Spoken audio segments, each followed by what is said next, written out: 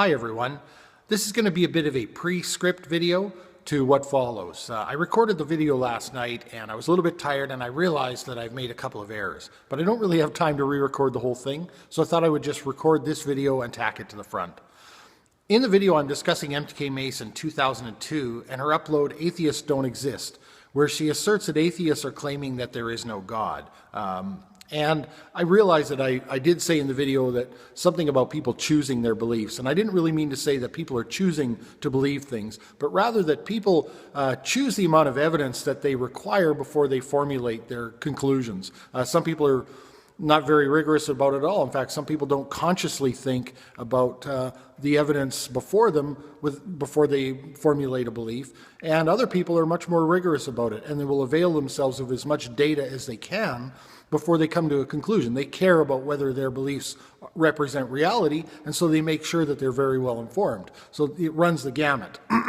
Now, as a side note, the other thing that I noticed is something I missed entirely. And when I was discussing a comment that MK Mason 2002 had made on her own channel, where she said, you don't have verifiable evidence that God doesn't exist, and so if you've got no evidence whatsoever, this is akin to believing a fairy tale based on nothing but fairy dust.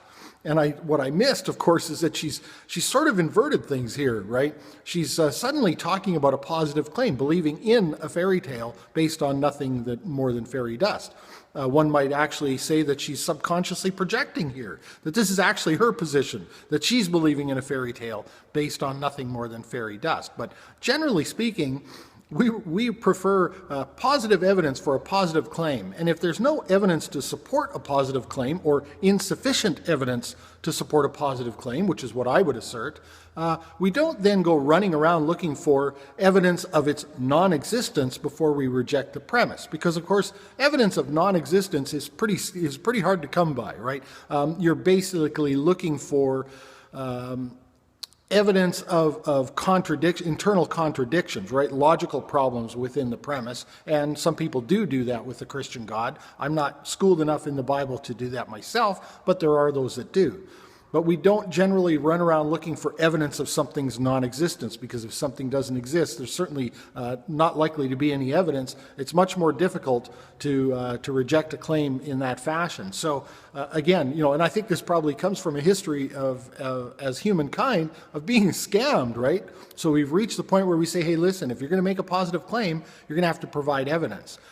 If you don't provide evidence, or the evidence isn't sufficient, I'm going to reject your claim. And no, the onus is not on me to run around looking for evidence of your claim's falsehood. Let's watch the video. Hey everyone. I recently uploaded a video response to MK Mason 2002's upload, Atheists Don't Exist! ! And in it she asserted that atheists claim there is no God. And I thought, well, okay, this is simple enough, just a definitional issue. I'll just go ahead and record a video and explain that atheism is just a lack of belief, and all will be good in the world. I hadn't planned on turning that video public until Monday because I'd already recorded or released a couple of videos this weekend. I didn't want to dilute my own pool, but what I did do is send her a link to the unlisted video so that she could watch it first. After all, it's a video response to her video. And I thought after she watched the video that everything would be all good. But since then, I've gone onto her comments section and read through a lot of her comments, and I don't think so. And I'm assuming she's watched the video because the counter went up by 1, and so I'm pretty sure she watched the video. And so I guess this is going to warrant a second video response to make sure that things are clarified, because it doesn't seem like she's getting the message. So at one point, GeoAngle commented and said the best she can do is say that atheists are mistaken, not non-existent. In other words, that we're wrong in our belief, but not that we don't exist. I mean, again, atheism is a state of mind. It is a lack of belief in God. And she said, no, they are truly agnostic, not atheist. Atheists don't exist. They mistakenly think they are correct in their claim that God doesn't exist. It's not a claim. Okay, let's be very clear about this.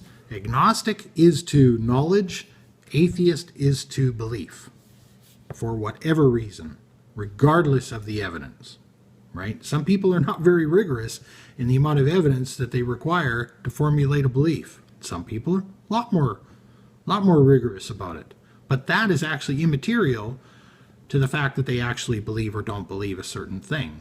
Those beliefs may change at some point in time, but they're still their beliefs. So at one point I said, hey, I'm going to make a video response. She said, great, bring your evidence. And I said, evidence? That's a strange thing to say. And I said, the only evidence that I can give you is my word, right? Because what we're talking about is my atheism. That's the evidence. The only evidence I can give you that I don't believe in God is my word. And you have to choose whether or not to believe that I don't believe, right? But if you want to have an evidential argument, that's a whole other can of worms. But you said atheists don't exist. People who don't believe in God don't exist. That's what you said. You know that? Do you realize that's what you said? People that don't believe that God exists don't exist. Well, I'm here to tell you it ain't the case. She goes on to say, but since they have zero proof or evidence that God doesn't exist, their atheism doesn't exist. Incorrect, because it's not a knowledge claim. You must build a belief system on something, not on nothing. Well, that's actually not true. You must not necessarily. A lot of people believe in things on very scant evidence whatsoever. You could call them irrational. You could say they're not being very rigorous about what they choose to believe, but people can believe things for crazy reasons, wishful thinking. My point was that you would need to know everything to be able to claim that God doesn't exist, and this is an impossibility. Well, okay, fair enough. So those who claim to be atheists are mistaken and can't possibly be atheists. Again, completely incorrect. Further along, she goes on, somebody said something about leprechauns. We may save that term for later. She said later on, people who claim God doesn't exist can't even do it with 100% verifiable certainty, or 1% certainty, or 0.0001% certainty. They can't do it, period. That's the point. That's not the point. You're talking now about an evidential argument, right? And actually, that puts you in a very bad position. Let's get back to the leprechauns. You can't prove that leprechauns don't exist even to 0.0001% certainty. So does that mean that you have to believe in them then? Because otherwise, to quote you later on, then your belief system is nothing better than believing in a fairy tale based on nothing but fairy dust. She says, if you have zero evidence to support your worldview, then it is a big deal. Well, that's an internal problem, right?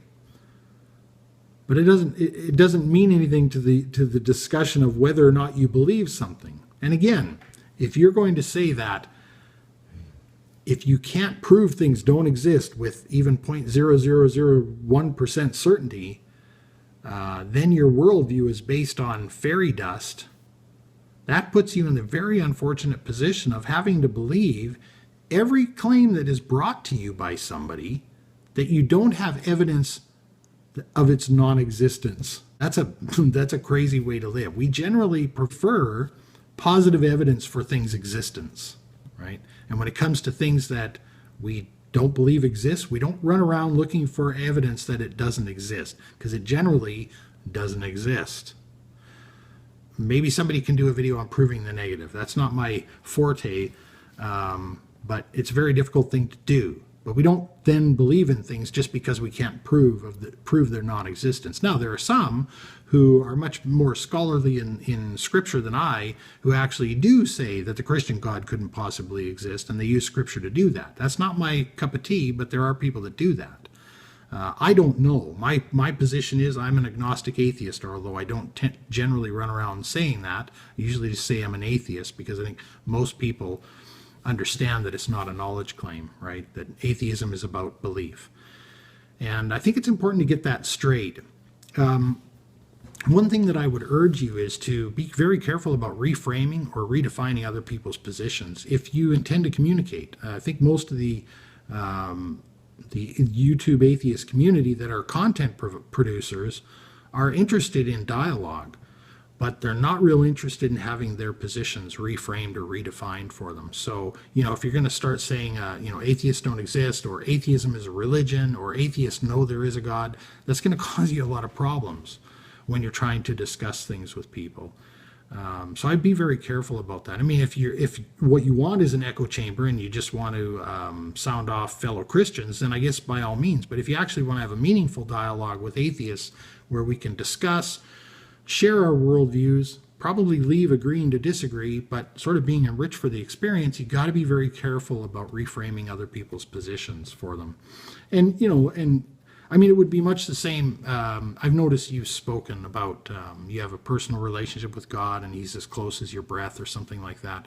It would be very much the same as the difference between me saying, well, I understand that's your experience, but I can't verify it, and I don't find it compelling to alter my beliefs any, right? That's your experience. My beliefs are formulated by my experience. The difference between saying that and saying something like, well, you're obviously delusional, you were clearly hallucinating, get thee to some medical attention quickly, right? Do you see the difference there? One is a respectful way of saying it's not compelling enough for me, and the other one is not all that respectful of what you claim your experience to be. So I think it's very important that you keep that in mind as you go forward. The evidential arguments are interesting. You seem to think that there's no sort of evidence to support atheism, but of course the burden of proof is not really on the person that doesn't believe the positive claim, right? That's on the person that believes the positive claim. And so if you're going to start talking about evidence, it would be interesting to see the responses that come out of that. But when it comes to the concept of atheism, you've got it wrong, and I hope you'll correct that and understand that it's just a state of mind. It's a belief or a lack of belief, and it really doesn't matter what the evidence is. It can be based on false evidence. It can be based on nearly no evidence, scant evidence. It still is the belief held by the person. Thanks very much for watching.